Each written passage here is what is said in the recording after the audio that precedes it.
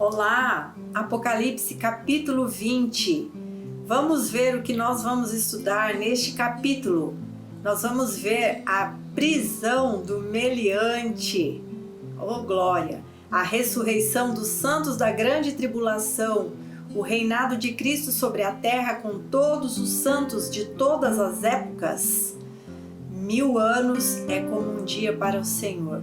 Portanto, Jesus reinará 1000 anos sobre o seu povo, juntamente com os ressurretos, até mesmo aqueles que entrarem no milênio vivos estarão lá com o Senhor. Depois deste tempo virá o juízo do trono branco, e seu reinado será eterno com todos os redimidos. E muita coisa apenas em apenas 15 versículos, gente. Então, fique até o final, apoie este canal, curta, faça um comentário, compartilhe, tá bom? Obrigada, Deus abençoe sua vida em nome de Jesus. Apocalipse 20, a prisão de Satanás por 1000 anos. Antes de começar, eu vou já informar para vocês que às vezes eu seguro alguns nomes para que não dê problema no YouTube, porque alguns nomes são sensíveis e isso pode influenciar na distribuição do vídeo. Muito embora é difícil, porque Apocalipse tem muitas palavras que são consideradas sensíveis, tá bom? Mas vocês entendem quando às vezes eu travo um pouquinho. Tô tentando fazer uma manobra. Não sei se dá certo, mas enfim.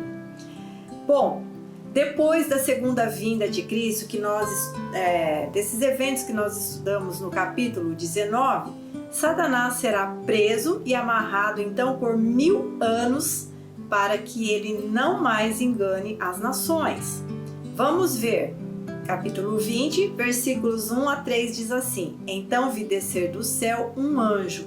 Tinha na mão a chave do abismo e uma grande corrente.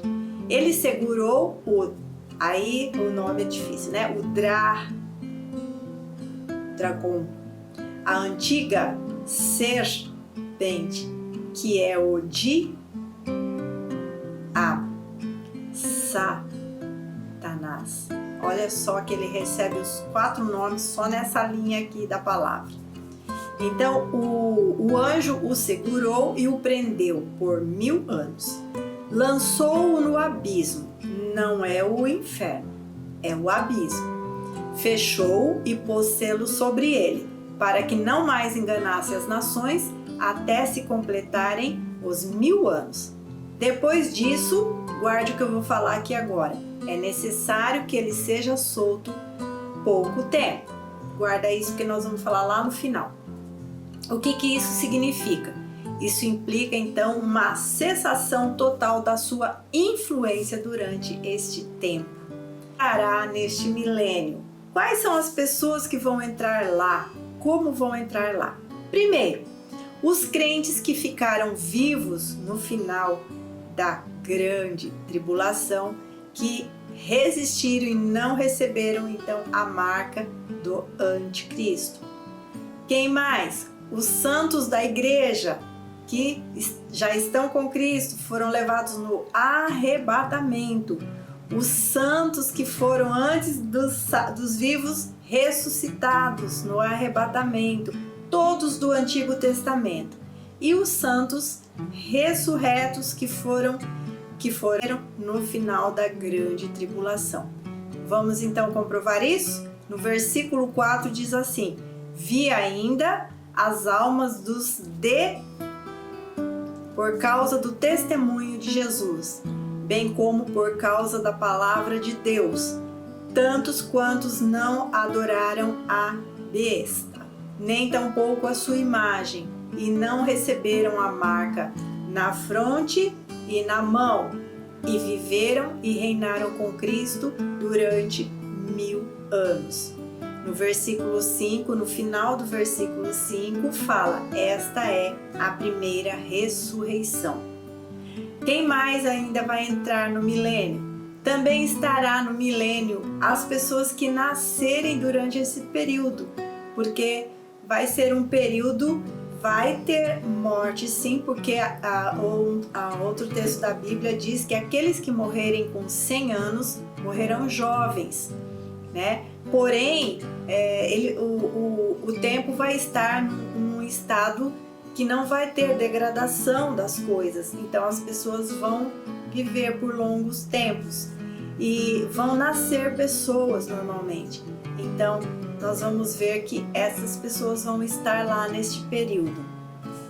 Quando fala sobre as nações que existirão durante o reino de Cristo na terra, são formados por povos que não se aliaram à besta, embora a palavra nações seja às vezes especificamente usada para os ímpios, João também usa para representar os salvos. Estarão reinando todos então os fiéis em Cristo de todas as eras, desde Adão até o final da grande tribulação. Os que reinarem com Cristo terão autoridade sobre as nações. Veja que não é os que entrarem no milênio, mas aqueles cujo o Senhor deu o poder de reinarem com Ele. Quem são os que reinarão com Cristo? A sua igreja e aqueles que o serviram. Então, eles terão autoridade sobre as nações, servirão e governarão Israel e as demais coisas. Veja que a igreja estará sob um governo acima do povo de Israel. Vamos ver Mateus 19, 28. E Jesus disse-lhes: em verdade vos digo que vós que me seguistes, quando, vós quem? A igreja, os seguidores dele, quando na regeneração o Filho do Homem se assentar no trono da sua glória, também vos assentareis sobre 12 tronos para julgar as 12 tribos de Israel. Apocalipse 20, versículo 6. Bem-aventurado e santo aquele que tem parte na primeira ressurreição. Sobre estes não tem poder a segunda morte, mas serão sacerdotes de Deus e de Cristo e reinarão com ele 1000 anos. Lembrando que aqueles que derem a sua vida nesse período por amor a Cristo farão parte então deste povo redimido juntamente com a igreja e vão reinar juntamente com o Senhor, porque não se dobraram. Nesse período haverá paz, segurança, prosperidade e justiça em toda a terra. A natureza será restaurada à sua condição original, de ordem, perfeição e beleza. Lembrando de todos os juízos que a terra sofreu durante este período, né? Nas águas, pelo fogo e pelos elementos que se derreteram, que caíram. Então o Senhor nesse período vai estar tudo restaurado. Vamos ver o que Romanos 8, 19 a 22 diz sobre isso. A criação aguarda com grande expectativa que os filhos de Deus sejam revelados, pois a criação foi submetida à inutilidade, não pela sua própria escolha, mas por causa da vontade daquele que a sujeitou, que é o inimigo, na esperança de que a própria criação será liberta da escravidão que conduz à decadência, para receber a mesma gloriosa liberdade dos filhos de Deus.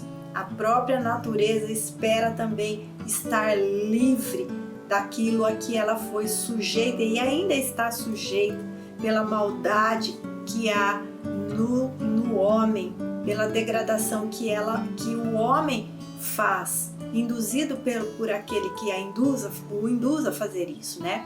E continuando, pois sabemos que toda a criação geme em conjunto como se sofresse dores de parto até agora.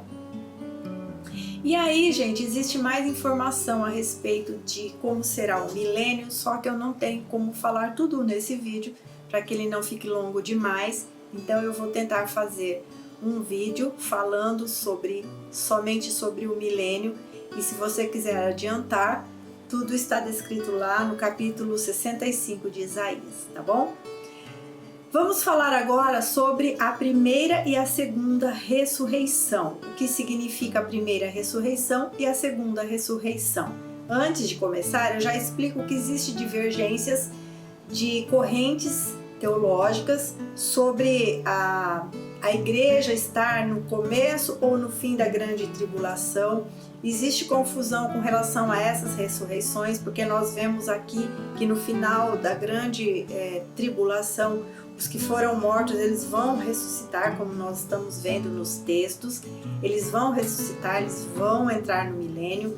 E aí, quem acha que a igreja vai estar passando por esse período de sofrimento, acha que vai, então, todos, né, como o Tessalonicenses fala, que primeiro os mortos vão ressuscitar, depois os vivos estarão com o Senhor.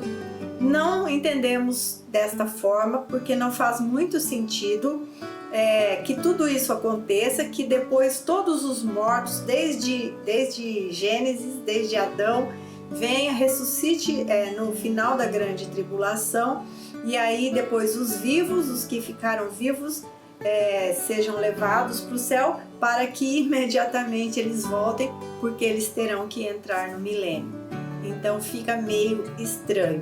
Por isso nós entendemos que quando fala de primeira ressurreição, ela fala de um sentido do que significa, porque ela tem vários acontecimentos, não necessariamente que a primeira ressurreição vai estar num período só.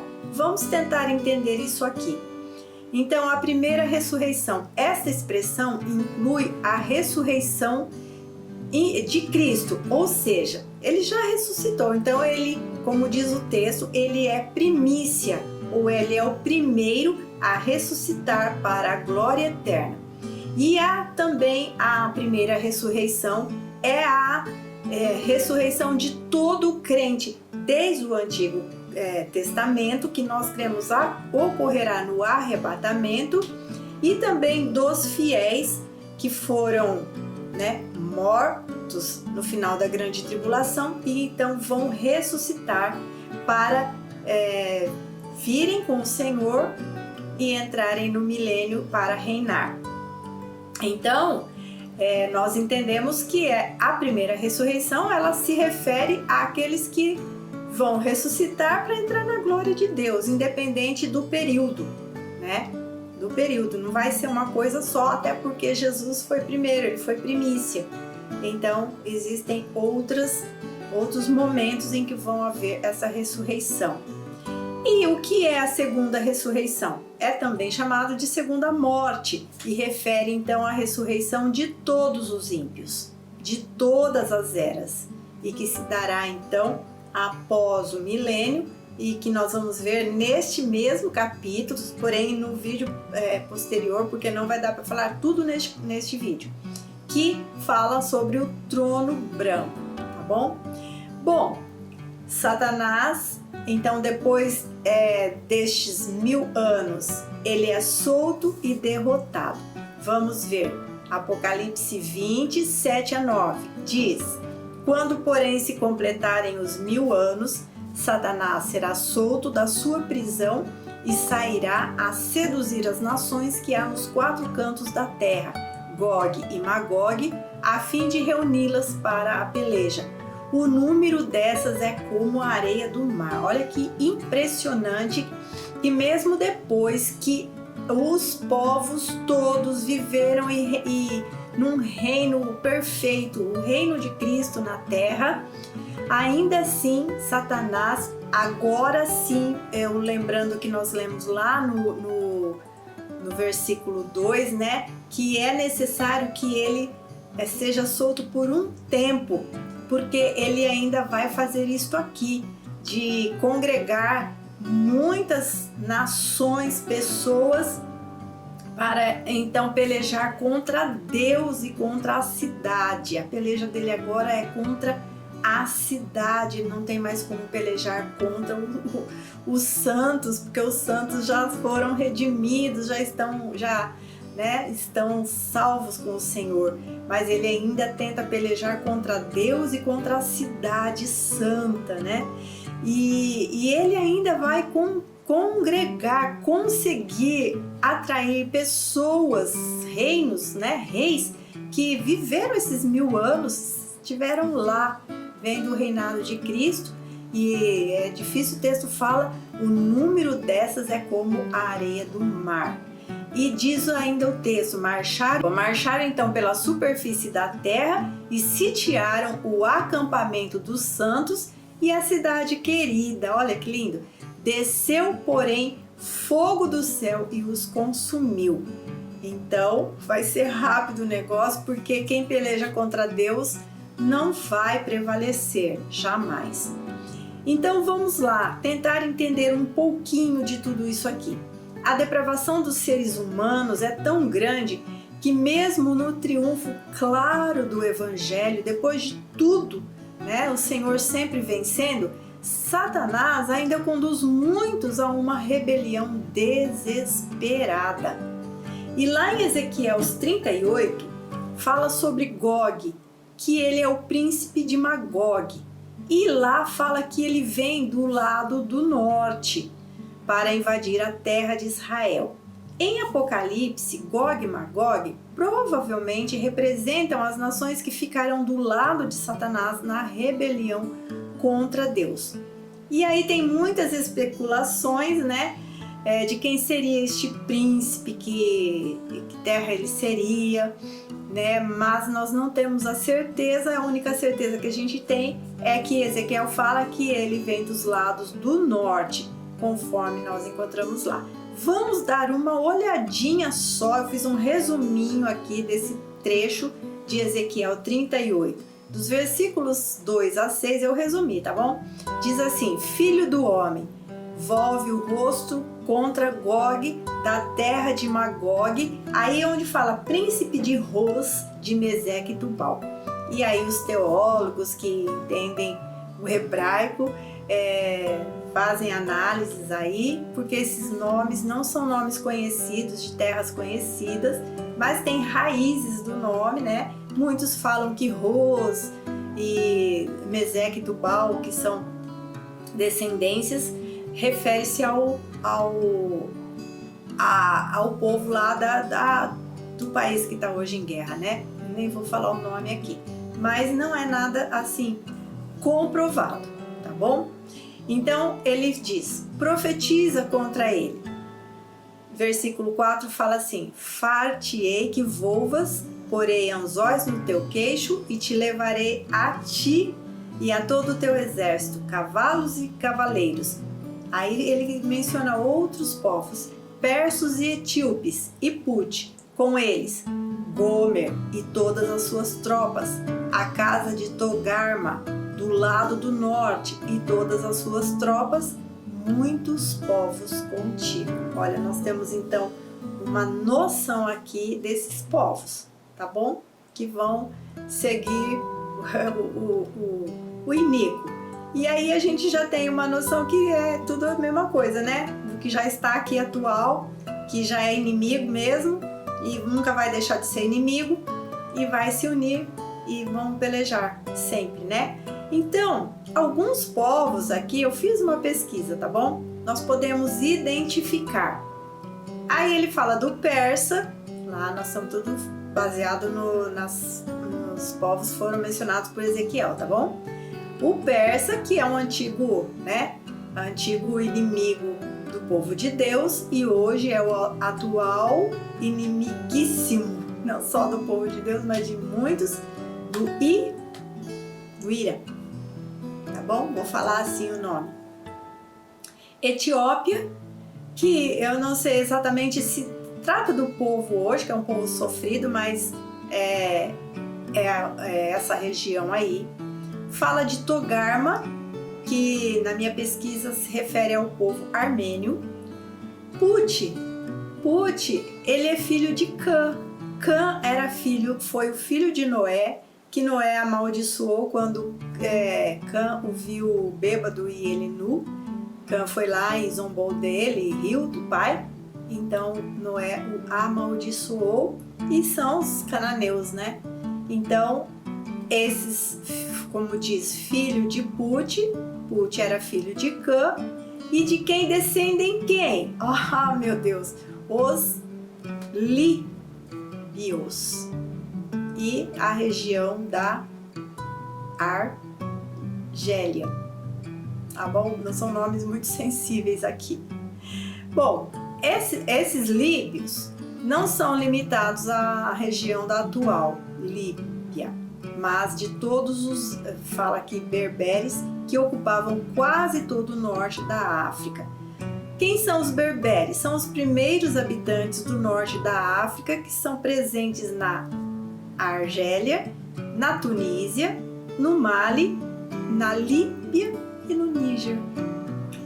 Então, essa pesquisa é para nós termos apenas uma noção de quem são e de que região são os povos que se unirão a Satanás para a sua última peleja contra Deus e contra a cidade santa.